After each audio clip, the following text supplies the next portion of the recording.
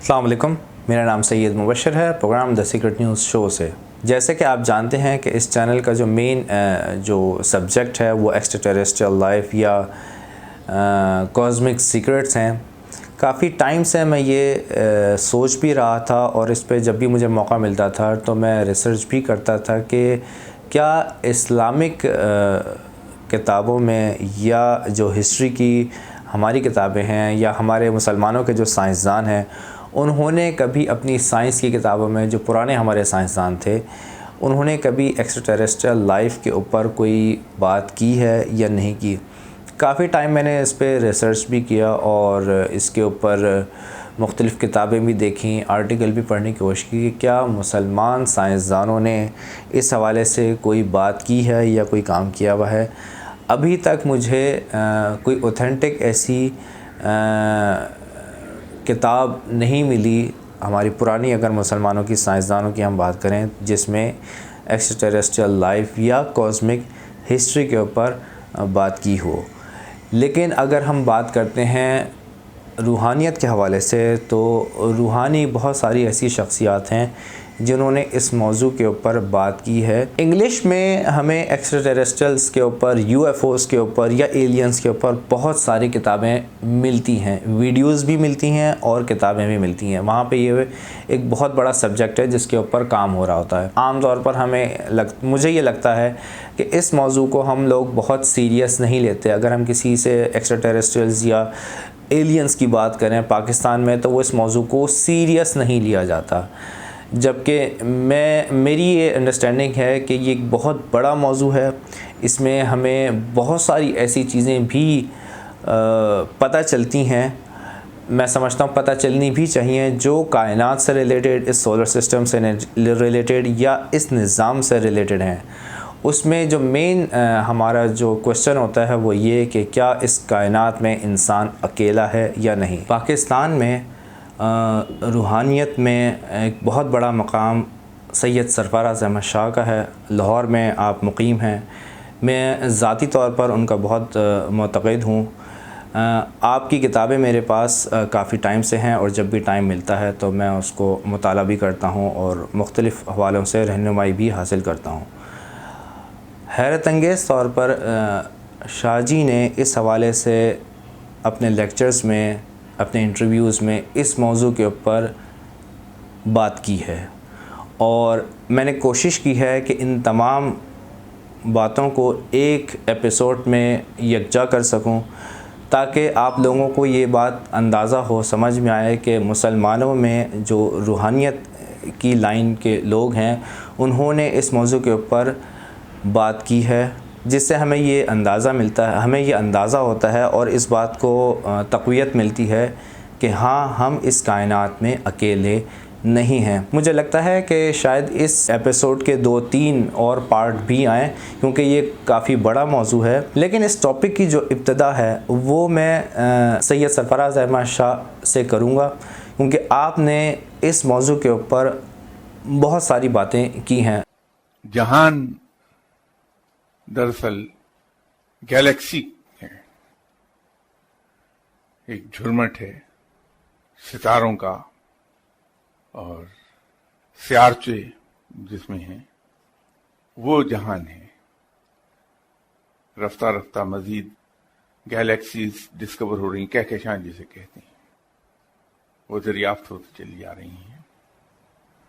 اب ان کی تعداد ہزاروں میں ہے، اور اس کی تعداد میرا خیال ہے کہ انسان جلد ہی دریافت کر لے گا کہ 70,000 ہے۔ عالم یونیورس کا نام ہے کہ اس کا ایک سورج ہے، ایک چاند ہے، زمین ہے، یا کوئی اور سیارچہ ہے، اور یہ ایک دوسرے کے گرد گھوم رہے ہیں، تو یہ یونیورس کہلاتا ہے۔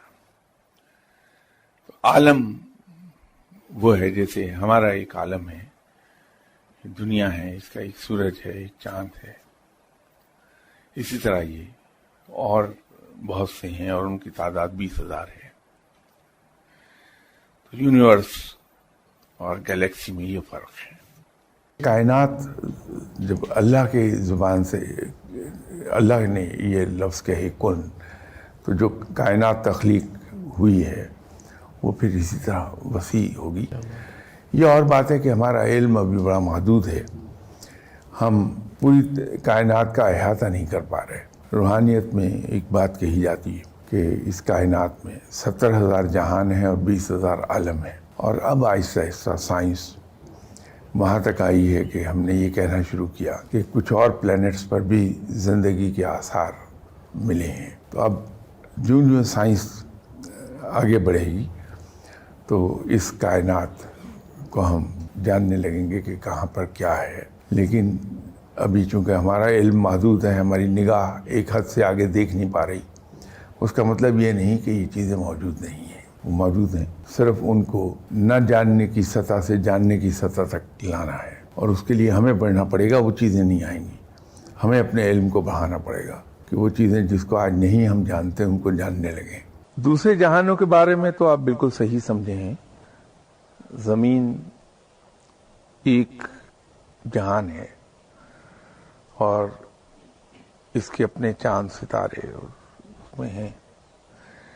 اسی طرح دوسرے عالم پائے جاتے ہیں جس میں کئی ایک پلینٹس مل کر ایک عالم بناتے ہیں.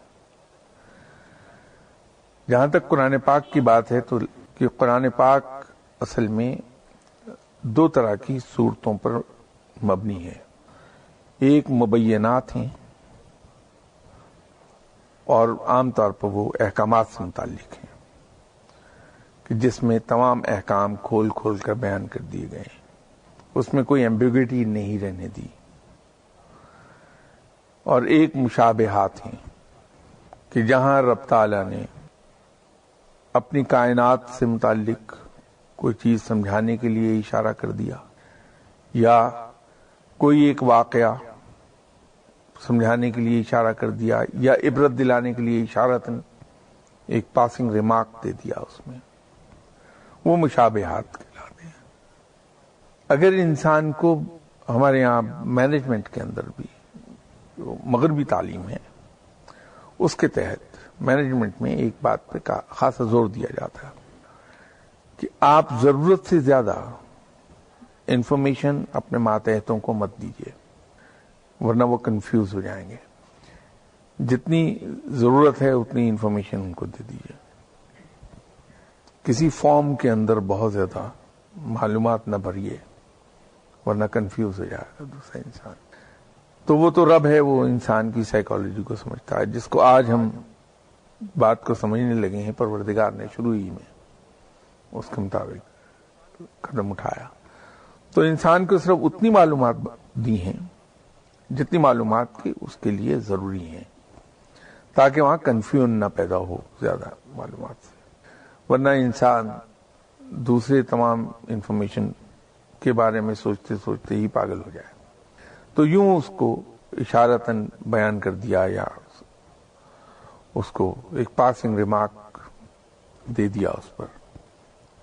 تو اس لیے وہ اس نے جہانوں کا پالنے والا لکھا. اس سے اندازہ ہو جاتا کہ دوسرے جہان موجود ہیں.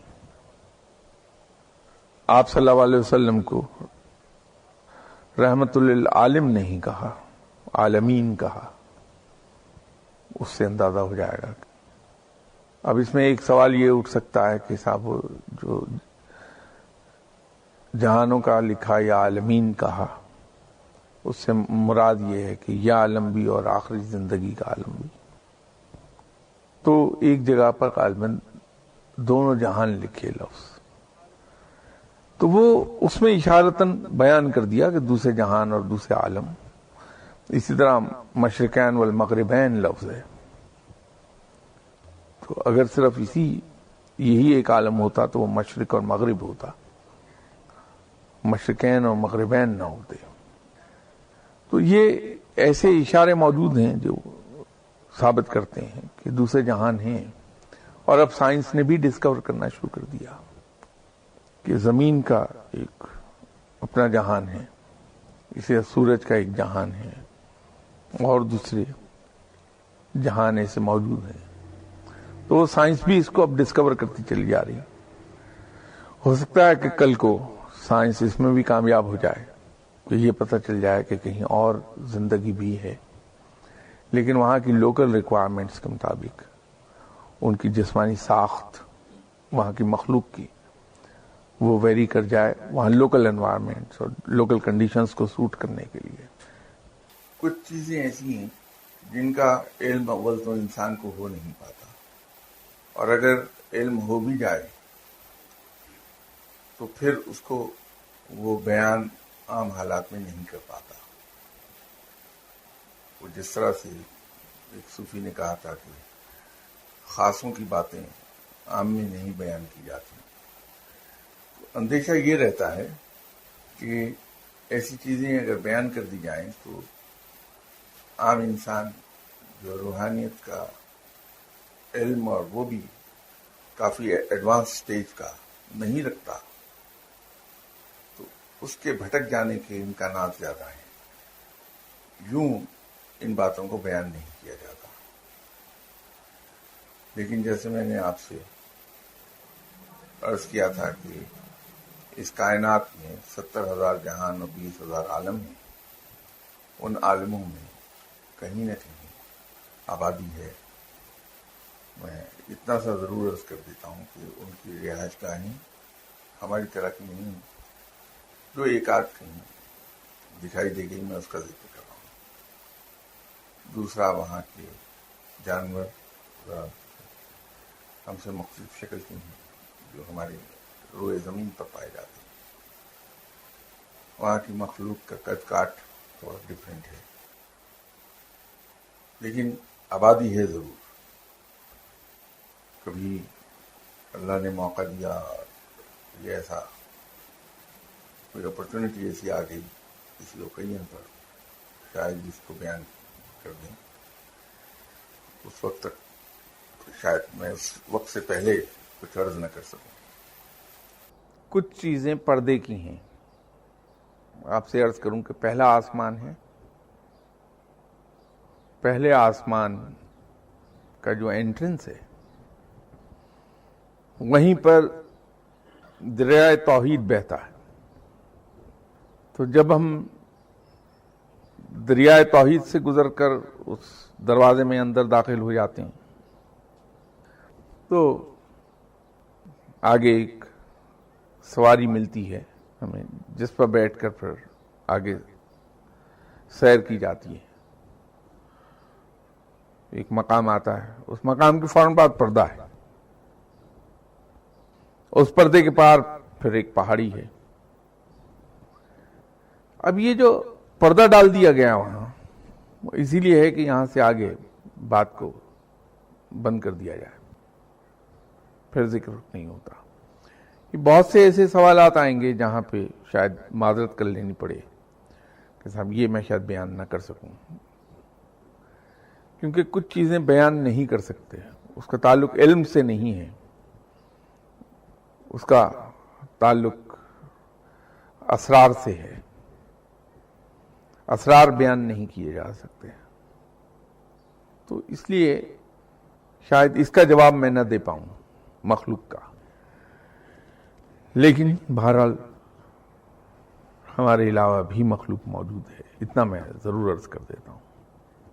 ایک ہم ہی نہیں، ہم آپ صلی اللہ علیہ وسلم کے بارے میں ایک بات کہتے ہیں کہ وہ رحمت للعالمین ہیں، ہم رحمت للعالم نہیں کہتے۔ عالمین عالم کی جمع ہے، اس کا مطلب یہ ہے کہ وہ مور دین ون عالم ان کے لیے رحمت للعالمین ہے۔ یہ اصل میں گیلیکسیز اور یونیورس کی بات ہے۔ ان میں کچھ جگہوں پر یقینی طور پہ آبادی موجود ہے، جس کا حساب سائنس ڈسکور کر رہی ہے۔ مارس کے بارے میں تو انہوں نے کہنا شروع کر دیا کہ وہاں ایسی ایویڈنس کچھ ملی ہے جس سے یہ پتہ لگتا ہے کہ وہاں زندگی ہے۔ تو آہستہ آہستہ سب چیزوں کو ڈسکور کر لیں گے تو یہ 10,000 عالم تو یہ ہیں جو کائنات میں پھیلے ہوئے ہیں، اور ایک دوسرا عالم ہے جس سے واسطہ ہمارا آخرت میں پڑے گا۔ تو یوں یہ کہا جاتا ہے کہ آپ صلی اللہ علیہ وآلہ وسلم رحمت للعالمین ہیں، ان کے لیے بھی شفاعت اور ان کے لیے بھی میسیج آپ صلی اللہ علیہ وسلم کا یقینی طور پہ ہے۔